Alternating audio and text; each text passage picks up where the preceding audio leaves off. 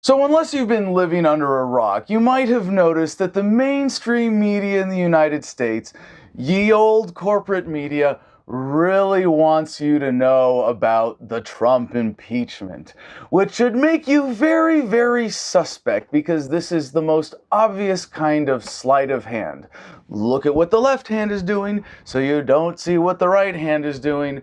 But let's put this in perspective, shall we? As we always try to do with Adam versus the man, because this look at the monkey kind of tactic, it's really not working anymore. I mean, just look at the Epstein suicide. Oh, I'm sorry. Yes, in case you hadn't noticed, Jeffrey Epstein didn't commit suicide. But the response to that was for the American people to see through it, to say, oh yeah, no, we're not buying this story. My favorite meme to come out of that was mainstream media, Epstein commits suicide, America, and it's 1,000 Alex Joneses charging towards the camera. It's like, yeah, we don't buy this crap anymore. And you should know by now, when you see the mainstream media so obsessed with a story of so little consequence, politicians fighting amongst each other, all on the same team of the corporate banking establishment. Gee, do you really think this deserves so much airtime? No, it doesn't. So you're being distracted from something, obviously, but I'll come back to that. So normally I would say it's great to see government fighting, government agents, government representatives, whatever you want to call the swamp people.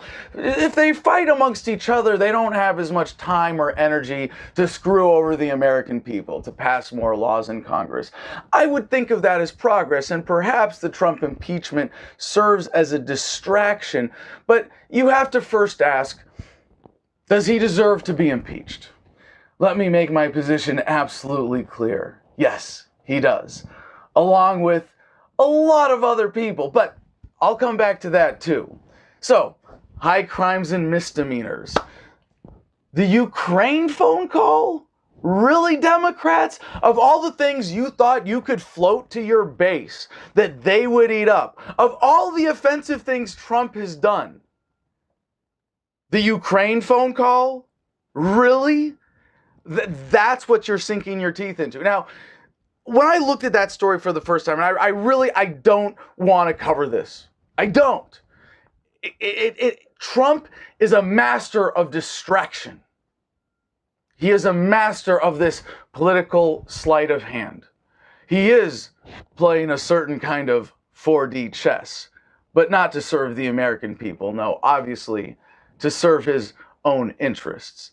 But they don't record the phone calls. They have a transcriber and this weird process where it's like piped in by audio to someone else, but they can't make an actual audio recording because that could be incriminating, because that was why Nixon got impeached, right? Because he had these recorded phone calls, or at least it was some of the incriminating evidence used against him. And I certainly suggest similarly, for many similar reasons, he should have been impeached as well. But there is such a more offense. I mean, just even from a mainstream media understanding of government, a much more offensive reason for Trump to be impeached, one that is just such a more direct, violent, obvious violation. The clear-cut case was his Tomahawk missile strikes in Syria.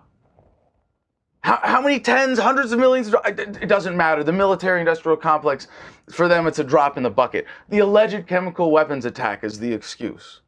Clear violation of international law, an aggressive military action, and not authorized by the Constitution. In terms of a constitutional, clear-cut high crime, it does not get any more blatant than that. But yes, you have to consider the political maneuverings here. Perhaps Trump is losing his game of 4D chess, and the powers that be are working to get Pence into the captain's chair, because with Pence, maybe he'll be able to get more done for their agenda. Perhaps under a President Pence, that much more of the establishment's will be done. And don't think that he's not playing his own version of 4D chess too. And it's interesting to see in Congress, Justin Amash is the first Republican calling for Trump's impeachment. Generally, he's a very well-known man of consistent principle, arguably the most libertarian member of Congress.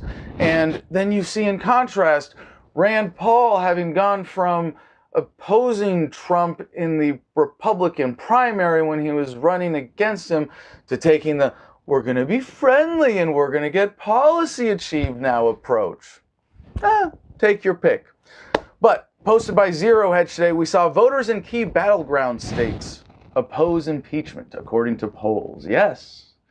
So maybe this is really Trump's master ploy after all, to bait the Democrats into impeaching him and losing, because they don't have anything, because he hasn't really done anything out of the ordinary. I mean, yeah, compared to the drone strikes against children and wedding parties and all sorts of innocent people throughout the Middle East conducted under Barack Obama's administration. The war started under the Bush administration. Yeah, Tomahawk missiles, insignificant drop in the bucket. And I will say, perhaps if it is necessary, it was beautiful to see President Trump and Kim Jong-un walking hand in hand, skipping across the demilitarized zone. And I got to hand it to him. He has not really reversed the trend of a demilitarization, a de-escalation of foreign conflict. Whether that's his own doing and he really deserves credit for it, maybe time will tell. But he was clever enough to win without the popular vote, after all. That's the 4D chess.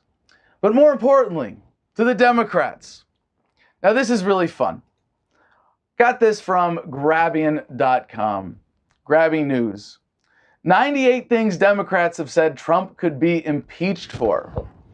President Trump was only in office 2 weeks before a Democratic congressman called for his impeachment. Representative Joaquin Castro said the House should consider impeachment of the president in the event he doesn't abide by court orders related to his travel ban. So for potentially, Joaquin Castro, MSNBC, 2117, for potentially ignoring court orders on his travel ban. Maxine Waters, 2617, because we have to. Maxine Waters again on CNN the same day for creating chaos and division. Jerry Nadler, MSNBC, February 20, for potentially supplying damaging information.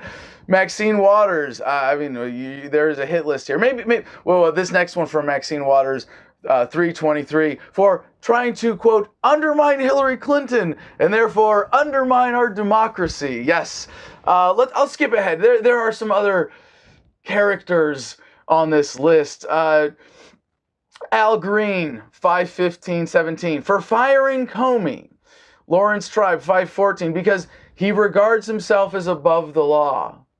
Gee, we seen a pattern here? That's pretty much every president, isn't it? Tom Steyer, 1025, for being a clear and present danger to Americans.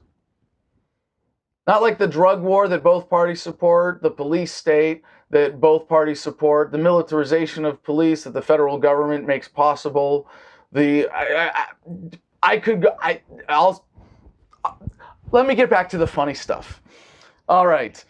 Steve Cohen, 1115, for undermining the federal judiciary. John Yarmouth, 1118, for threatening the media. Ezra Klein, 12-4, for being incompetent.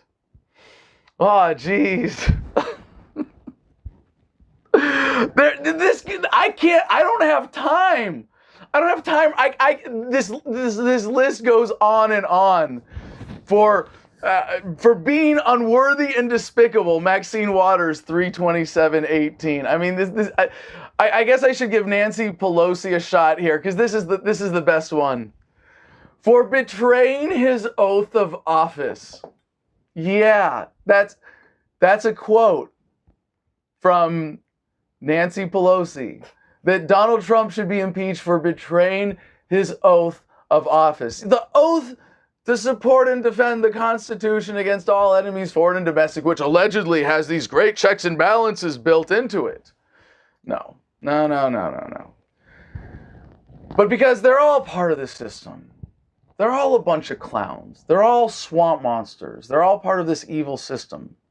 Every single Democrat and Republican in Washington, D.C. should be impeached for being the gang of thugs operating an un-American institution that is designed to exploit you and violate your freedom. Adam versus the Man is made possible by people who care about freedom, like our Patreon supporters whose monthly contributions get them perks and exclusive content. Find out how you can help by going to patreon.com/Adam versus the Man.